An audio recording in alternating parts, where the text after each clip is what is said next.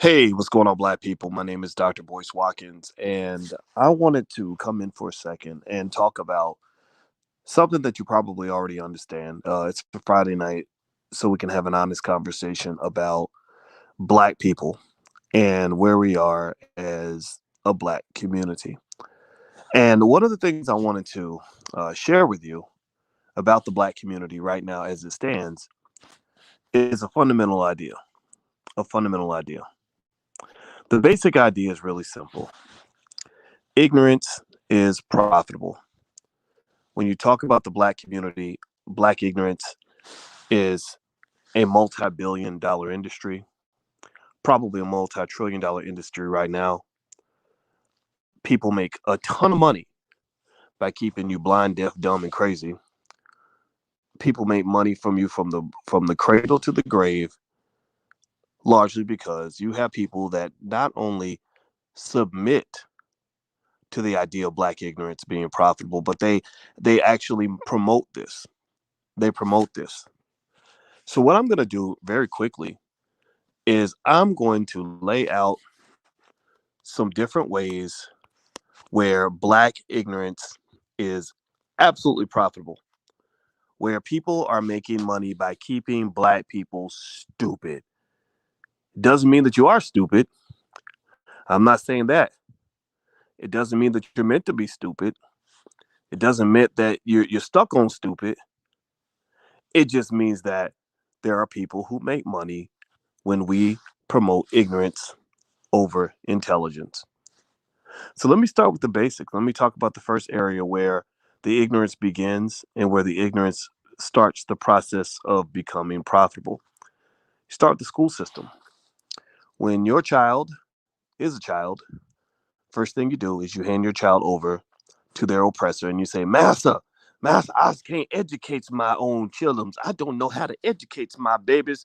So Master, I need you to educate my babies because I don't know what to do because I just stupid and Master, you knows everything and you knows how to give my baby an opportunity. Master, please give my baby an opportunity. And then they say, okay, you know what? We feel bad for you people.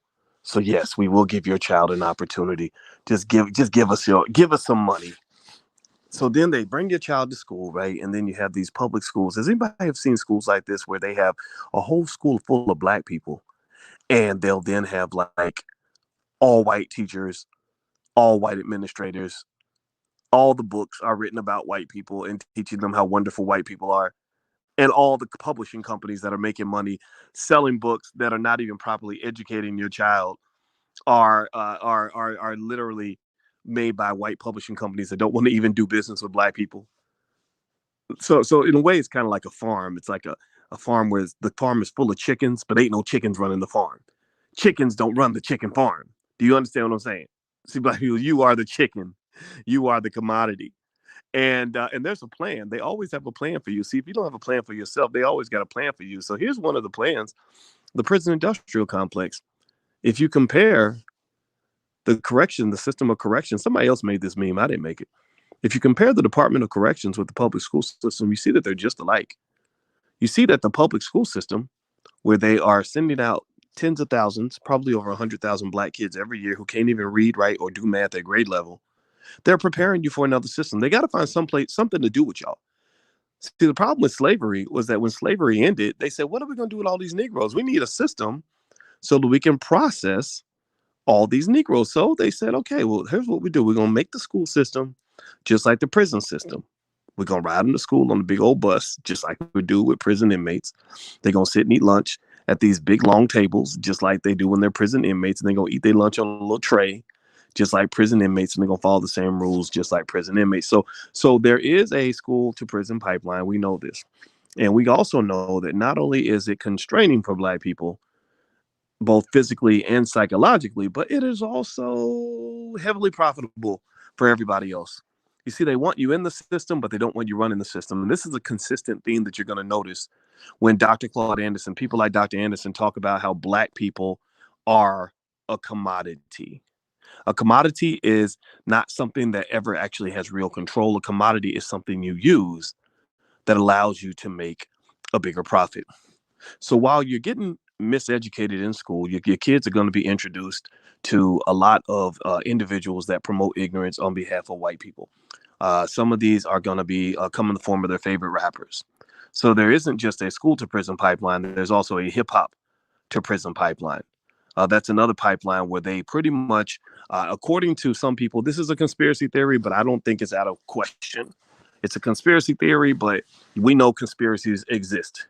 Is this conspiracy theory the right one? I don't know, but we know, y'all know, there's no doubt that conspiracies have been used against black people. And one of the conspiracies is that hip hop music is designed to put black men in prison and to put them in the grave. There is a whole theory that there is a strand of hip hop that, just like the Delta variant, you call this the Delta variant of hip hop. Hip hop used to be healthy and good and positive, and you had people like KRS-One talking about "You must learn," and you had X Clan and talking about, let's go back to Africa, and then you had people like Public Enemy saying "fight the power," and they said, okay, we can't have black people fighting the power. We can't have we can't have black folks out here talking about "you must learn." My God, that would be frightening. We can't have black people talking about "let's go back to Africa." Lord, that would give them a sense of self. We don't need that, right? So we don't want the KRS ones out here talking to black people. That's not appropriate. That he's too radical. He's bad. He's a bad guy. We don't want this guy out here.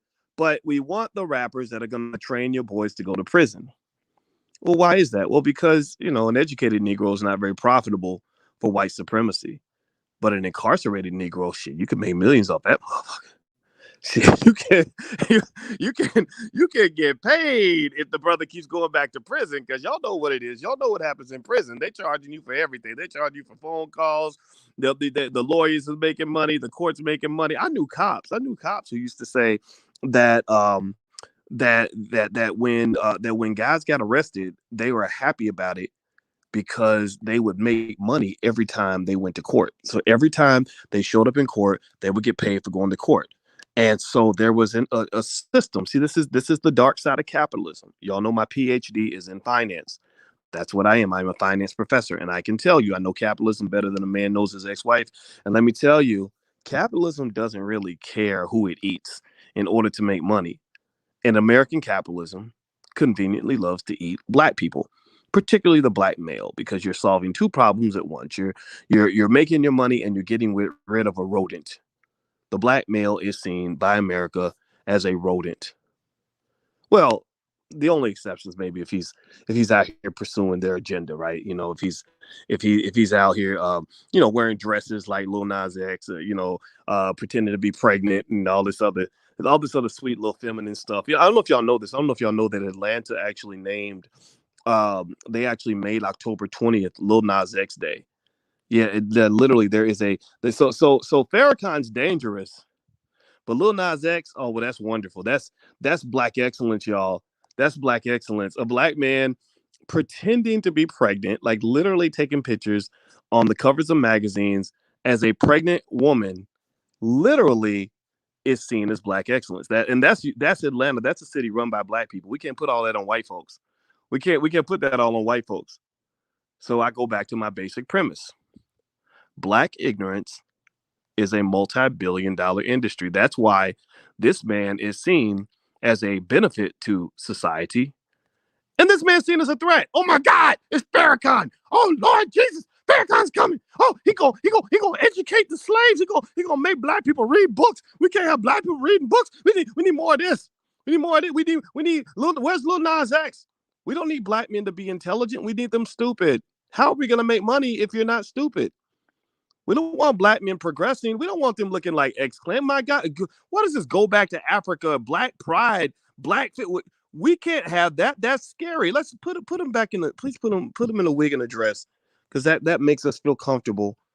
That makes us feel comfortable. Or Terry Crews. When Terry Crews was dressed as a woman, that makes us feel comfortable as white people who can make money off of black people. See, so again, the black man who stands a certain way, who educates himself a certain way, while that's seen as toxic masculinity, that's seen as negative, terrible, and unhealthy. That's why KRS-One is seen in a negative light by white mainstream media for the most part. but they love the hell out of this. Terry Crews with rollers in his hair. Oh, well, that's progress. That's forward. That's forward thinking for Black people. So again, I go back to my basic premise: Black ignorance is $1 billion industry. They make money off of you when you are stupid. If I have not made my point yet, let me make my point in a couple other areas. Another area, besides the educational system and the prison system, where Black ignorance is made into a multi-billion-dollar industry, and in hip hop, unfortunately, hip hop has promoted some parts of hip hop, not all of it, have promoted Black male self-destruction, particularly amongst Black men.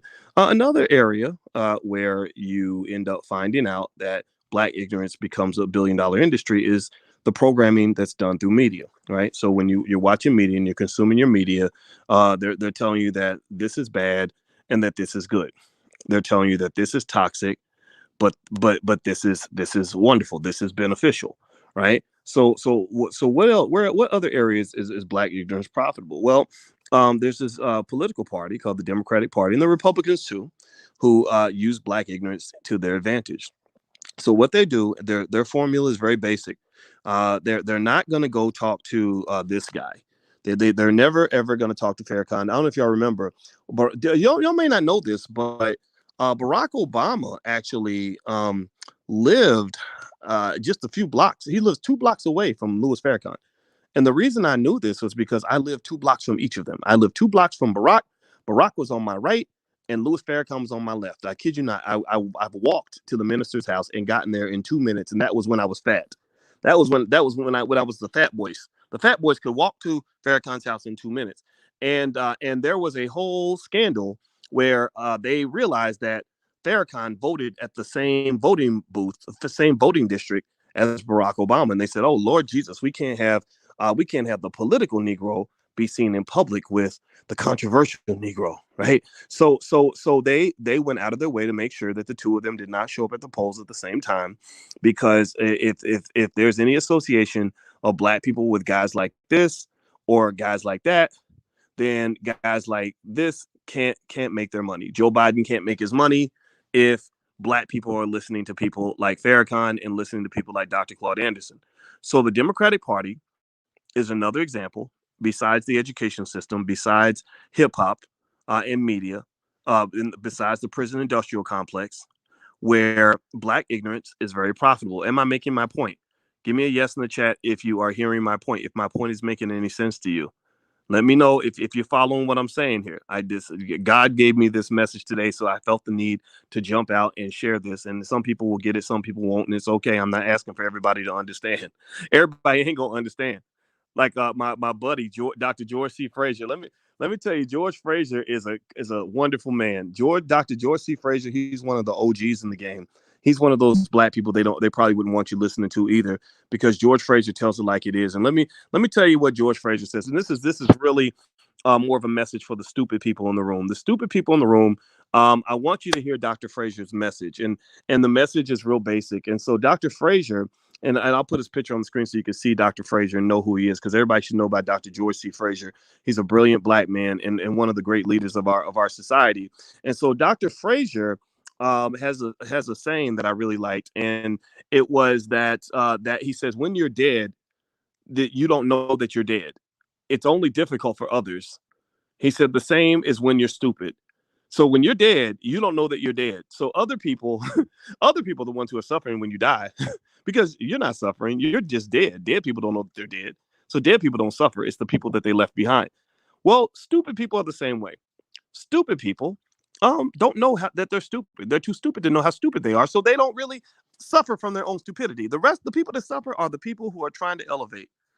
The people who understand these problems are the ones who are suffering the most. It ain't the people who are promoting and perpetuating these problems. So if you're stupid and you don't get it, then I understand. I forgive you for you know not what you do. I forgive you for you know not what you do. Hit the thumbs up button. Please hit the thumbs up button. So I go back to my basic premise. Black ignorance is a $1 billion industry. Big money gets made off Black people. Well, prove your point further, Boyce. This isn't. I'm not yet convinced. Okay, well let's talk about another area where Black ignorance is $1 billion industry. Let's look at stuff like this, right?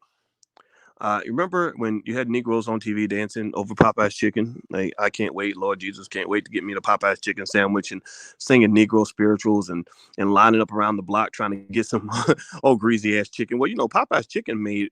How much money did Popeye's chicken make last year? I can't remember. It was several $billion. Yeah, so Popeye's chicken revenues were were through the roof. I don't think there's a black business anywhere. I'm serious. I really don't think that there's a black business on the planet that made more than Popeye's chicken. Seriously, I'm not kidding. I have to go check. I don't know. Y'all tell me. Y'all tell me. Popeye's chicken, last year, mostly off of black people. Again, profiting from black ignorance. That's the premise. Popeye's chicken last in 2020 made $5.143 billion in sales. Can you name? Give me a yes or no. If you can name a single black-owned corporation anywhere that made $5.1 billion in sales. Can anybody name any black-owned company? I don't think Wingstop is black-owned. I don't think Wingstop makes the money of Popeye's chicken, but I could be wrong. Let me just double check. Seriously, can anybody name any company that's owned by black people that made just as much money as Popeye's chicken? And Popeye's ain't the only one. There's a lot of other places making money. Now, here's the crazy rope-a-dope, right?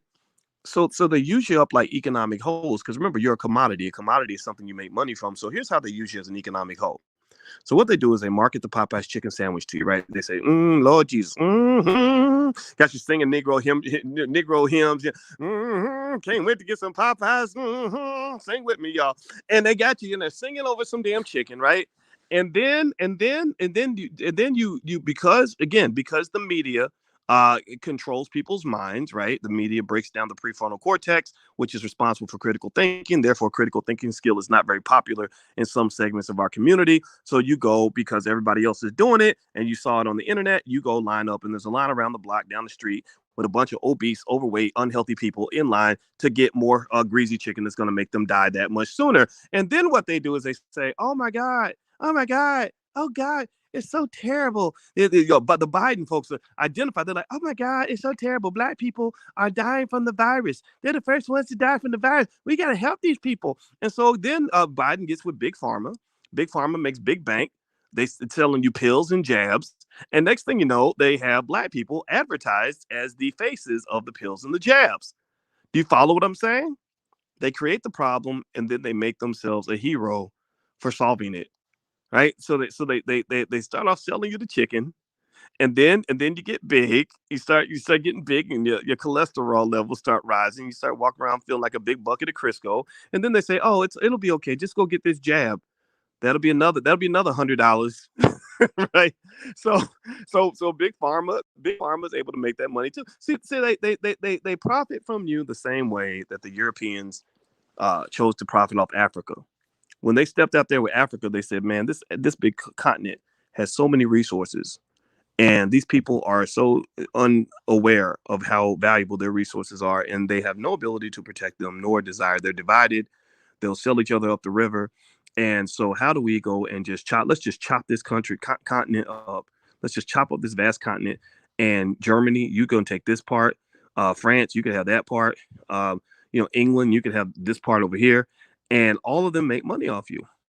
And so, effectively, we've pointed out a few points that support my basic premise of this conversation. The basic premise is that black ignorance is a $1 billion industry. Let's review again, shall we? You start off and you're sending your children to these inferior schools where they ain't learning a goddamn thing, ain't learning nothing, right? And they're being educated by a bunch of white people who are getting rich, teaching them absolutely nothing. And then media kicks in, right? Media kicks in, and they introduce them to a lot of culture that leads them down the rabbit hole, the prison industrial complex. So they're making money with the prisons. And then also in the marketing, they are marketing things to you like unhealthy food, which is gonna make you obese and unhealthy.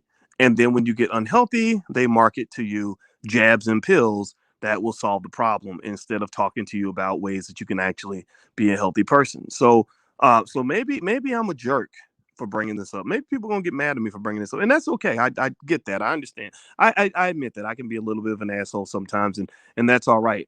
But I think that what we must do is, for those of you in the room who can understand a fraction of what I'm saying, those of you who give a damn, I'm encouraging you to take note and take stock of all the reasons why black wealth is draining.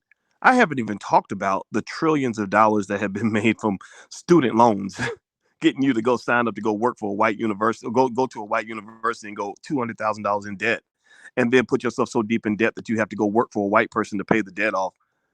That's slavery. That's sharecropping, y'all. That's what it is. You might not see yourself as a sharecropper because you went to Brown University and got a degree in marketing, but but I'm telling you, it's the same thing, because that was the game of sharecropping. Let's get them so deep in debt that they have to come and work for us and serve us for the rest of their life, and not so they can get ahead, not so they can build wealth, not so they can build some vast family empire, but so they can simply service the goddamn debt. How about that? How about that for a rope a dope for your ass? I mean, you got to give it up, right? You got to give it up. I mean, we walk around with degrees and MBAs and PhDs and BAs and BSs feeling special. I feels mighty good. I've got lots of education. I got the education too. I'm not making fun of you, because I got more education than 99.9% of the people I'll ever meet in my life. But when you go back and look at the whole system, you realize that this system ain't your system. You get invited to dinner every Sunday, but you're not there to eat. You get invited to dinner every Sunday because you are the dinner. You are the meal. They serving you up like a piece of Popeye's chicken. And until we understand these systems, we will continue to make money for other people. Well, why is that? Well, because black ignorance is a $1 billion industry, whereas black consciousness is not very profitable. So that's why they love a lot of this and they hate this. They love this, but they hate this. Because when we show up looking like that, or we show up listening to guys like this, or guys like this, then we become powerful and we become less profitable. So the reason that black men who haven't done anything wrong and black women who haven't done anything wrong, Francis Chris Wells and people like that, the reason that people who haven't done anything wrong get blackballed and treated like criminals is because they're simply not profitable. We can't make a profit off of a Negro that's woke. We can't make a profit off a chicken who's trying to run the chicken farm. You are supposed to be a commodity that makes money for other people, not an entity that makes money for yourself. So are you going to get sad about it and sit around and cry about it? Or are you going to stand up and do something about it? It's really up to you, black people. You got to make a choice. All right, guys, I'm gonna get out of here. I hope that this conversation was helpful. I also want to reiterate to you that the All Black National Convention happens this week. It's going to be in Orlando, and we're going to basically gather thinkers from the black community and leaders and individuals who care about black people, who can actually help us solve a problem. And so if you want to learn more, you can go to allblacknationalconvention.com. The URL is on the screen. We are 100% serious about what we do, and we're bringing in brilliant black people who have done amazing things. Queen Afua, our Minister of Health, in my view, Lene Javette, rapper Jay Ortiz, Carla Ballard, all kinds of people that really have solutions for our community. And that's where we're going to go as a people. I want to focus on the leaders that want to get us out of the nonsense, not those who want to put us back in. So I hope this conversation helps you, and I hope to see you at the convention. I also hope you'll take a moment before you go to share this video to anybody you think who would like to see it or who needs to see it. And also, I hope that you will hit the thumbs up button. I hope you will subscribe, because one of the solutions is to build black media so that we get out of this cycle of brainwashing that they feed us every day on TV. All right, guys, well, I'm out of here. God bless you. And if you want a free copy of my book, It Takes a Village to Raise the Bar, you can go to boycewatkins.com. The book is totally free. Have a great evening, everybody. I'll see you soon. Peace.